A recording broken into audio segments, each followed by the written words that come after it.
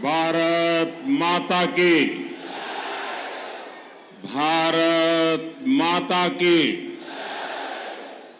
हैदराबाद, सिकंदराबाद, मलकाजगिरी, चेवल्ला और भांगीर को अंदरकी नमस्कारम। आप सभी को ये पर्दा नीचे रख दो प्लीज।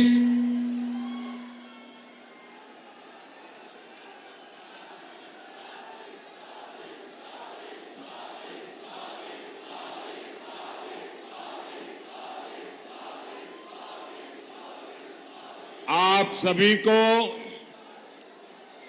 अक्षय तृतीया की बहुत बहुत शुभकामनाएं। आपके जीवन में सुख रहे, समृद्धि रहे, लक्ष्मी जी का आशीर्वाद रहे, आपका भाग्य बना रहे, सौभाग्य बना रहे, ईश्वर से यही कामना है। तेलंगाना अक्षय तृतीया एक बड़ा त्योहार होता है। इसके बावजूद भी आज मैं ये दूसरा कार्यक्रम तेलंगाना में कर रहा हूं और जिस प्रकार से लोग उत्साह उमंग के साथ जुड़ रहे हैं, भारत के उज्जवल भविष्य के लिए ये आपका कमिटमेंट दिखाता है। साथियों, हैदराबाद तो स्पेशल है ही, ये वेन्यू भी और स्पेशल है। आप में से बहुत लोगों को याद होगा 10 साल पहले यही एक विराट सभा हुई थी और एंट्री के लिए पैसे देकर के टिकट लेना पड़ता था। और वो एक ऐसा टर्निंग पॉइंट था जिस धरती से पूरे देश में निराशा को आशा में बदलने की आंधी चली थी। और आज फिर ये दृश्य, ये माहौल साफ दिखाता है कि तेलंगाना का मूड क्या है। तेलंगाना कह रहा है कांग्रेस नक्को, बीआरएस नक्को, एमआईएम नक्को, बीजेपी कोई वोट देंगे, बीजेपी को जिताएंगे। साथियों, मैं तेलंगाना में जहां जहां गया हूं, एक अभूतपूर्व क्रांति मैं देख रहा हूं। तेलंगाना के परिणाम पूरे देश में उत्साह भरने वाले परिणाम आने वाले हैं। साथियों, 4 जून के नतीजे अब बिल्कुल स्पष्ट है। 4 जून को देश जीतेगा। कौन जीतेगा? कौन जीतेगा? 4 जून को 140 करोड़ भारतीयों का संकल्प जीतेगा और 4 जून को भारत के विरोधी हारेंगे। 4 जून को आत्मनिर्भर भारत अभियान के विरोधी हारेंगे। 4 जून को सीएए कानून के विरोधी हारेंगे। 4 जून को यूनिफॉर्म सिविल कोड के विरोधी हारेंगे। 4 जून को वोट जिहाद की बात करने वाले हारेंगे। 4 जून को आर्टिकल 370 के समर्थक हारेंगे। 4 जून को ट्रिपल तलाक के समर्थक हारेंगे।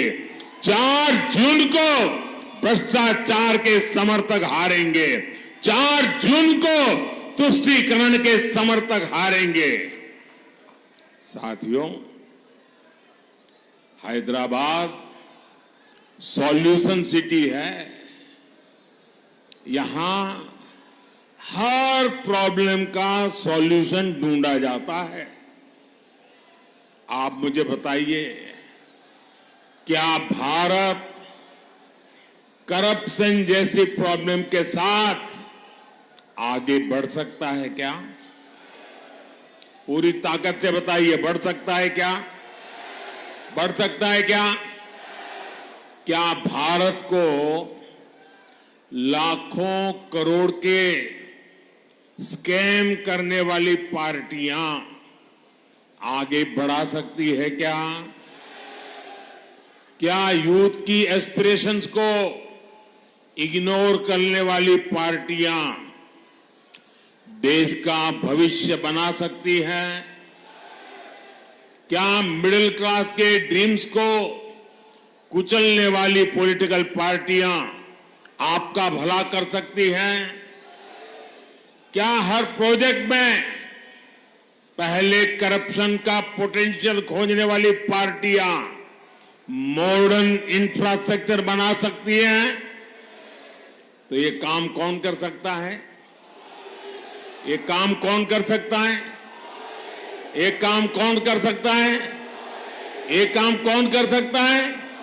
ये काम कौन कर सकता है? मोदी नहीं, ये आपका एक वोट कर सकता है। ये आपके वोट की ताकत है जो इन सारी समस्याओं का समाधान है। आपने बीजेपी को वोट, एनडीए को वोट दिया। भारत भी अपनी दशकों पुरानी प्रॉब्लम्स के सॉल्यूशंस पर काम करने लगा। आज इसका परिणाम हम चारों तरफ देख रहे हैं। भारत आज डिजिटल पावर है। भारत आज फिनटेक पावर है। भारत आज स्टार्टअप पावर है। भारत आज 5वीं दुनिया की सबसे बड़ी इकोनॉमी है। भारत आज स्पेस पावर है। साथियों, ये तो मोदी का ट्रैक रिकॉर्ड है। लेकिन कांग्रेस का ट्रैक रिकॉर्ड क्या है? कांग्रेस का ट्रैक रिकॉर्ड है लूट, लूट, लूट। कांग्रेस का ट्रैक रिकॉर्ड है अपीसमेंट। कांग्रेस का ट्रैक रिकॉर्ड है डायनेस्टी फर्स्ट। कांग्रेस का ट्रैक रिकॉर्ड है आतंकवादियों पर नरमी। हमारे जो फर्स्ट टाइम वोटर्स हैं ना, मैं तो चाहूंगा कि हर परिवार अपने 18, 20, 22 साल के बच्चों के साथ बैठे और 10 साल पहले क्या हाल थे उसकी जरा चर्चा करें। शायद इन फर्स्ट टाइम वोटर जो आज से 10 साल पहले 8 साल, 10 साल, 12 साल के थे, उन्हें तो याद भी नहीं होगा 10, 11 साल पहले यहां दिलसुख नगर में सीरियल बम ब्लास्ट हुए थे। कांग्रेस की सरकार में पहले पूरे देश में ऐसी ही खबरें आती रहती थी। कोई परिवार रेस्टोरेंट में खाना खाने गया है, ब्लास्ट हो जाता है। कोई परिवार थिएटर में मूवी देखने गया है, ब्लास्ट हो जाता था। कोई परिवार बस से ट्रैवल कर रहा है, ब्लास्ट हो जाता था। आज कहीं से भी ऐसी खबरें आती हैं क्या? जरा इस तरफ से मुझे जवाब चाहिए। क्या ऐसी खबरें आती हैं क्या? उधर से जरा बताइए, ऐसी खबरें आती है क्या? ये बम ब्लास्ट किसने रोके? ये बम ब्लास्ट किसने रोके? ये बम ब्लास्ट किसने रोके? ये बम ब्लास्ट रोकने का काम आपने दिल्ली में एक मजबूत सरकार बनाई, मोदी को सेवा हाउस का अवसर दिया, तब जाकर के रुका है। लेकिन ये बात कांग्रेस और इंडी गठबंधन को पसंद नहीं आ रही है। देश में ये खून खराबा फिर से शुरू हो, इसके लिए कुछ ताकतें मोदी को हटाने में जुटी है। इसलिए मैं हैदराबाद से पूरे देश को सतर्क करना चाहता हूं। कांग्रेस को वोट देना मतलब वो पुराने दिन जो कोई अनजान पंजा आतंक को उसके साए में जीने के लिए देश को मजबूत कर दिया था, देश को मजबूर बना देता था। और इसलिए फिर से एक बार देश आतंक की लपट में आना नहीं चाहता है। साथियों, कांग्रेस हमेशा से एंटी मिडिल क्लास पार्टी रही है। आप याद कीजिए, जब ये सरकार में तो कैसी कैसी बातें करते थे। इनके एक नेता कहते थे कि मिडिल क्लास केयरलेस हैं। उनके नेता कहते थे कांग्रेस के, वो कहते थे कि जो आइसक्रीम पर पैसा खर्च करते हैं वो महंगाई की शिकायत क्यों करते हैं। याद है ना पुराने बयान? ये कांग्रेस के नेता सरकार में रहते ऐसे बयान देते थे। साथियों, इस बार भी कांग्रेस के मैनिफेस्टो में मिडिल क्लास के लिए जरा सा भी विचार नहीं किया गया है। लेकिन ये लोग मिडिल क्लास की कमाई का एक्सरे करके उसे अपने वोट बैंक की और उनको बांटने की घोषणाएं डंके की चोट पर कर रहे हैं। साथियों, आप मुझे बताइए, आपकी जो संपत्ति है उस पर आपके संतानों का अधिकार है कि नहीं है? जरा मुझे सबके सब लोग बताइए, क्या आपकी संपत्ति पर आपके संतानों का अधिकार है कि नहीं है? क्या कोई सरकार आपकी संपत्ति छीन करके आपके संतानों का अधिकार छीन ले, ऐसी सरकार आपको मंजूर है? साथियों, कांग्रेस ये विचार करके चल रही है। साथियों, कांग्रेस की नस नस में रेसिज्म का जहर भी भरा है। ये शाहजादे के उस्ताद अपने ही देश के लोगों को चीन का, अफ्रीका का बता रहे हैं। शहजादे के उस्ताद की माने तो आज सभी भारतीय नहीं बल्कि अफ्रीकी है। कांग्रेस देश को टुकड़ों टुकड़ों में तोड़ने वाली मानसिकता के साथ बोल रही है।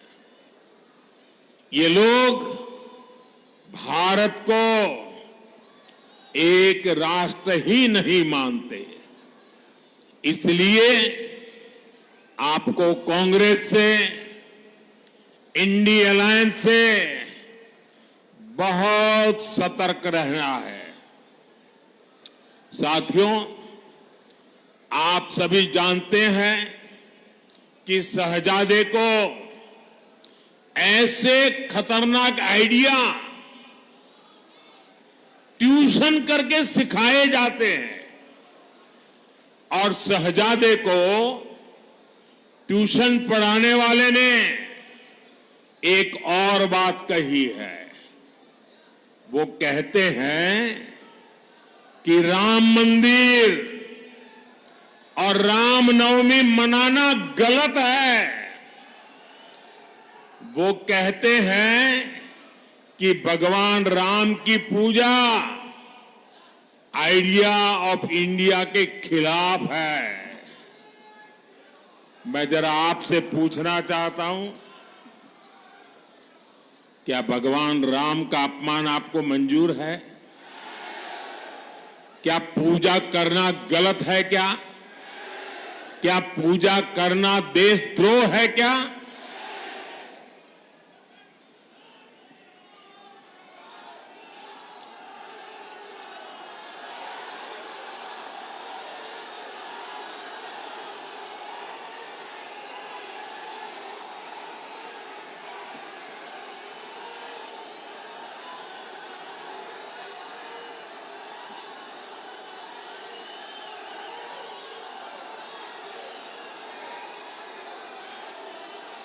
भारत को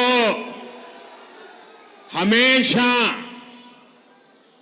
विदेशी चश्मे से देखने वाली कांग्रेस को आइडिया ऑफ इंडिया का अंदाज ही नहीं है। आखिर क्या है idea of India? Idea of India Bharat की हजारों साल पुरानी संस्कृति का प्रतिबिंब है। आइडिया ऑफ इंडिया यानी सत्यमेव जयते। आइडिया ऑफ इंडिया यानी अहिंसा परमो धर्म। आइडिया ऑफ इंडिया यानी आचारः परमो धर्म। आइडिया ऑफ इंडिया न ही सत्यात् परो धर्म। आइडिया ऑफ इंडिया एकम सत् विप्राः बहुधा वदन्ति। आइडिया ऑफ इंडिया वसुधैव कुटुंबकम। आइडिया ऑफ इंडिया सर्वपंथ समभाव। आइडिया ऑफ इंडिया अपदीपो भव। आइडिया ऑफ इंडिया बुद्धम शरणम गच्छामि। आइडिया ऑफ इंडिया सर्वे भद्राणि पश्यन्तु मां कश्चित् दुःखभाग् भवेत्। आइडिया ऑफ इंडिया परोपकाराय सताम विभूतयः। इंडिया आइडिया ऑफ इंडिया जन सेवा ही प्रभु सेवा। आइडिया ऑफ इंडिया ईश्वरः सर्वभूतानाम। आइडिया ऑफ इंडिया सर्व ज्योति के बीच समाना। Idea of India God is great. Idea of India नर में नारायण, जीव में शिव। आइडिया ऑफ इंडिया या देवी सर्वभूतेषु मातृ रूपेण संस्थिता। आइडिया ऑफ इंडिया नारी तू नारायणी। आइडिया ऑफ इंडिया मां विद्विषा है। आइडिया ऑफ इंडिया मिच्छामि दुक्कडम और आइडिया ऑफ इंडिया अपि स्वर्णमय लंका न मे लक्ष्मण रोचते जननी जन्मभूमिश्च स्वर्गादपि गरीयसी। हमें जन्म देने वाली ये धरती मुझे स्वर्ग से भी ज्यादा प्रिय है। ये भगवान श्री राम के ही तो बोल थे। ये आइडिया ऑफ इंडिया आज केवल मान्यताओं तक सीमित नहीं है। ये आइडिया ऑफ इंडिया आज भारत की एक सशक्त पहचान है।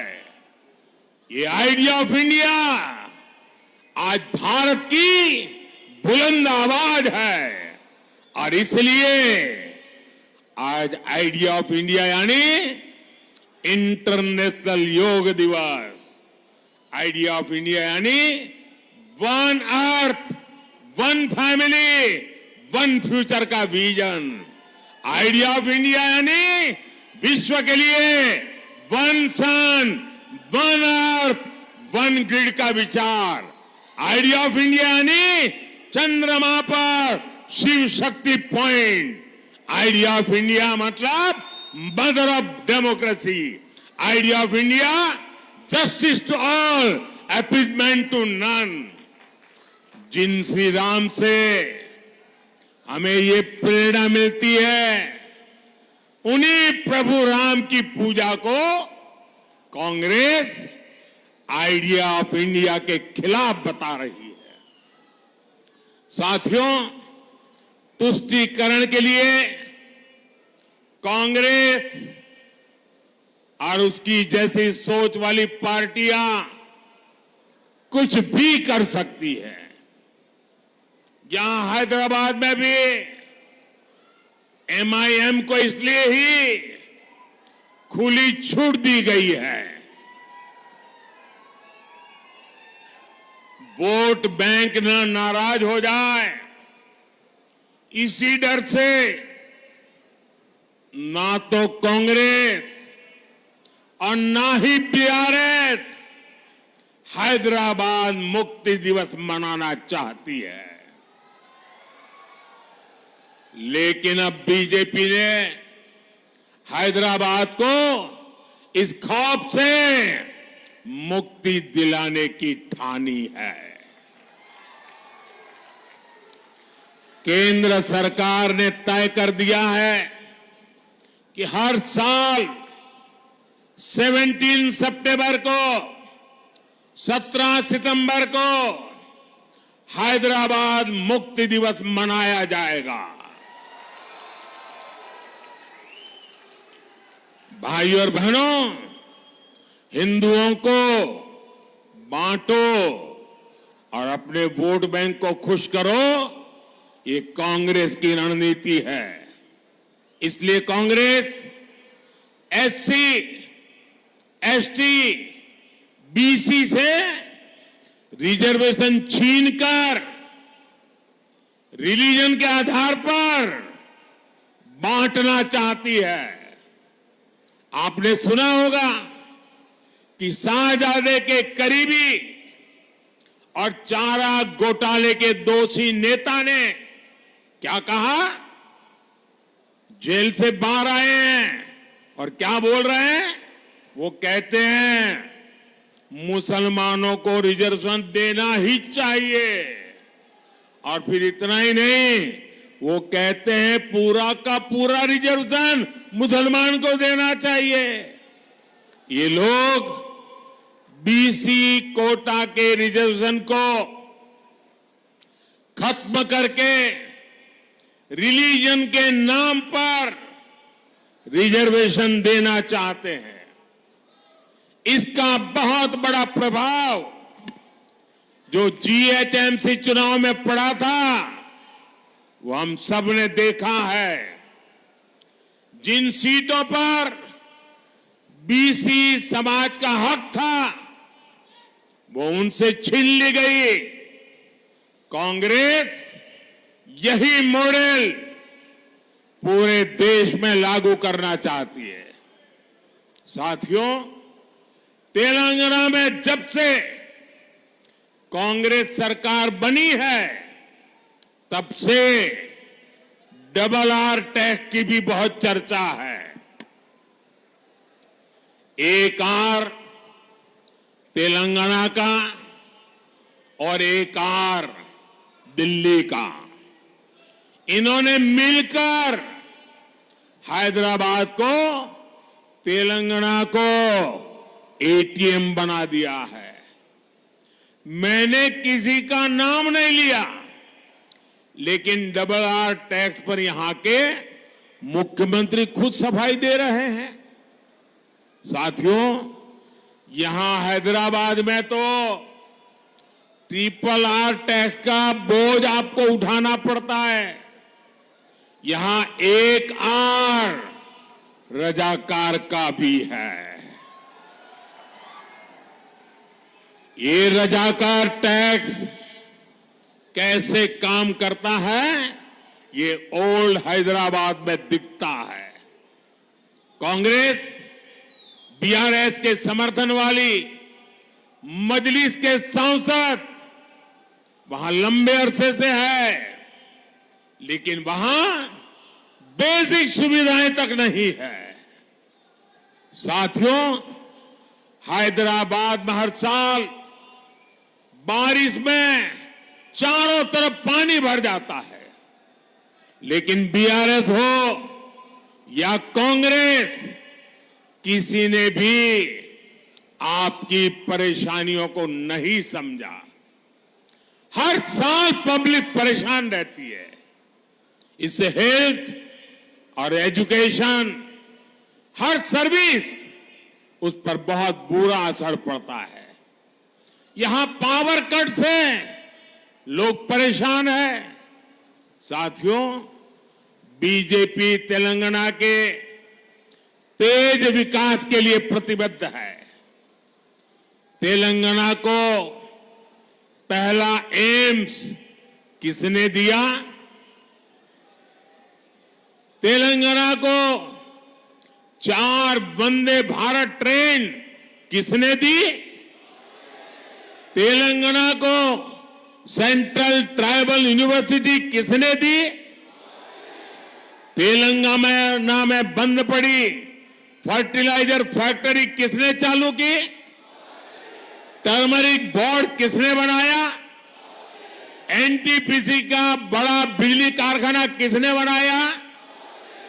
ये सारे काम बीजेपी की सरकार ने किए हैं।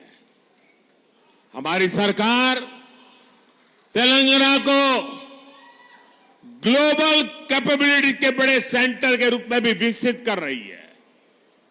यहां एविएशन हब बन रहा है। ये एयरक्राफ्ट इंजन की दुनिया की सबसे बड़ी एमआरओ फैसिलिटी होगी। आत्मनिर्भर अभियान का लाभ भी तेलंगाना को मिलने जा रहा है। डिफेंस से लेकर biotechnology, green energy, electric mobility और आर्टिफिशियल इंटेलिजेंस तक मैन्युफैक्चरिंग और सर्विस सेक्टर में तेलंगाना के लिए आने वाले 5 साल तेज विकास के होंगे। हसन चेरापल्ली एलपीजी पाइपलाइन से भी इस क्षेत्र को काफी फायदा हुआ है। यहां युवाओं के लिए जॉब के, रोजगार के अनगिनत अवसर बन रहे हैं। साथियों, बीजेपी सरकार सबका साथ, सबका विकास, सबका विश्वास, सबका प्रयास, इस मंत्र पर चलती है। ये बीजेपी सरकार है जिसने ट्रिपल तलाक के बहाने मुस्लिम बेटियों पर हो रहे अत्याचारों को खत्म किया है। ये बीजेपी की सरकार है जिसने स्कूलों में बेटियों के लिए अलग से लाखों शौचालय बनवाए। इससे मुस्लिम समाज की बेटियों को भी लाभ हुआ। 10 साल में बहनों को पहली बार टॉयलेट, गैस, पानी जैसी सुविधाएं मिली है। पहली बार उनको भी पक्का घर, मुफ्त राशन, मुफ्त इलाज की सुविधा मिली है। इसलिए हर मां बहन कह रही है, मातृशक्ति कह रही है, फिर एक बार, फिर एक बार, फिर एक बार, फिर एक बार।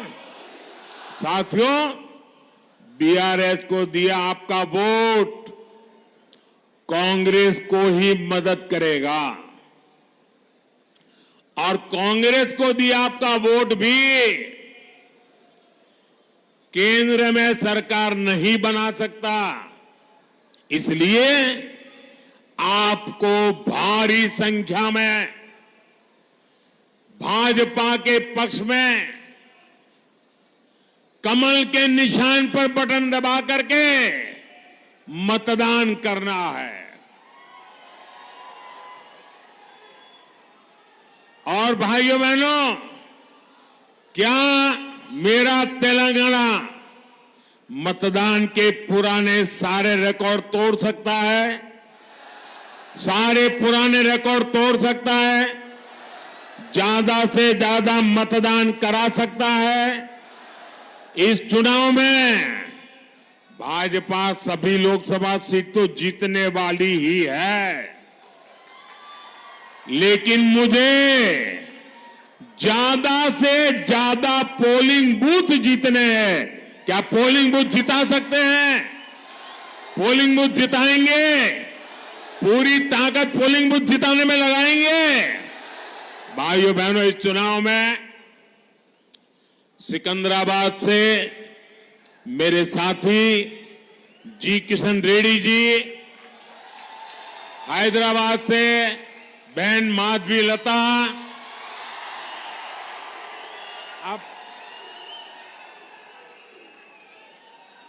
मलकाजगिरी से श्री एटला राजेंद्र, चेवल्ला से श्री कोंडा विश्वेश्वर रेड्डी और भुवनगिरी से डॉक्टर बुरा नरसैया गौड़, इन सभी साथियों को विजयी बनाना है। बनाएंगे, ज्यादा से ज्यादा मतदान कराएंगे। अच्छा, मेरा एक काम करोगे? ये चुनाव वाला काम नहीं है, मेरा पर्सनल काम है, करोगे? ये मोदी का पर्सनल काम है, करोगे? इनमें से किसी का काम नहीं है, मेरा है, करोगे? जरा हाथ ऊपर करके बताओ, करोगे? अच्छा, तो मेरा काम बहुत सरल है। ज्यादा से ज्यादा परिवारों में जाइए, उन सबको मिलिए और उनको कहिए मोदी जी हैदराबाद आए थे, आप सबको नमस्कार कहा है, परिवार में सबको जय श्री राम कहा है। मेरा नमस्कार पहुंचाएंगे, मेरा जय श्री राम पहुंचाएंगे। जब परिवार के सब लोगों को मेरा नमस्कार पहुंचेगा, मेरा जय श्री राम पहुंचेगा, तो परिवार के हर कोई मुझे आशीर्वाद देंगे। और जब परिवार का हर व्यक्ति मुझे आशीर्वाद देता है तो मेरी ऊर्जा अनेक गुना बढ़ जाती है और मैं उसे आपकी सेवा अधिक क्षमता के साथ कर सकता हूं। बोलिए भारत माता की, भारत माता की। बहुत बहुत धन्यवाद।